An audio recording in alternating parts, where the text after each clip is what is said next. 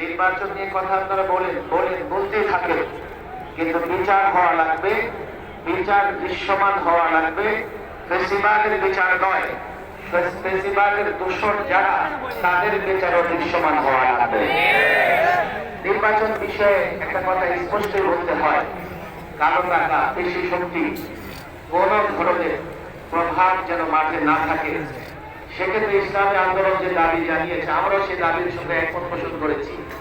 আমরা জানি নানা ধরনের প্রতিবন্ধকতা আছে, পক্ষে বিপক্ষে মতামত আছে, তবে তুলনামূলক পিআর সিস্টেমে নির্বাচন হলে আমরা মনে করি কোনো ভোট নষ্ট হবে না এবং আগামীতে জনগণের সত্যিকার অর্থে প্রতিনিধিরা পার্লামেন্টে গিয়ে বসবে।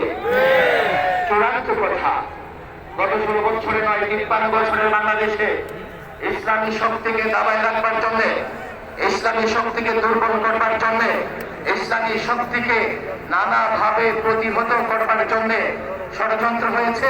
কখনো ইসলামী শক্তিকে মৌলবাদী বলা হয়েছে, কখনো ইসলামী শক্তিকে জঙ্গিবাদী বলা হয়েছে, কখনো ইসলামী শক্তিকে রাজাকার বলে ট্যাগ লাগানো হয়েছে। আজকের মঞ্চ থেকে পরিষ্কার করি, এখন মুক্ত বাংলাদেশ, আমরা মুক্ত। কোন ইসলামী শক্তির দিকে এই ধরনের ট্যাগ লাগিয়ে গালাগালি করা যাবে না। যদি বলতে মন চায়, বকাঝকা করতে মন চায়, নানা শব্দ উচ্চারণ করে বকাঝকা করেন, আল্লাহর কসম করে বলি, যে দল, যে সংগঠন কোন ইসলামী শক্তিকে রাজাকার বলবে, কোন ইসলামী শক্তিকে সাম্প্রদায়িক শক্তি বলবে, কোন ইসলামী শক্তিকে মৌলবাদী বলবে, আমরা ধরে নেব তারা ইসলামের দুশ্মন, ইসলামের শত্রু।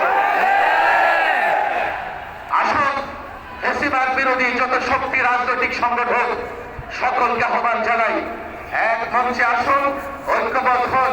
আগামীর বাংলাদেশ যেন শৃঙ্খলার শান্তির বাংলাদেশ হয়, আগামীর বাংলাদেশ যেন দুর্নীতি মুক্ত বাংলাদেশ হয়, আগামীর বাংলাদেশ যেন ইসলামের বাংলাদেশ হয়। আল্লাহ তাবারক ওয়া তাআলা সেই প্রচেষ্টাকে কবুল করুন। ওয়া মা তাওফীকি ইল্লা বিল্লাহ।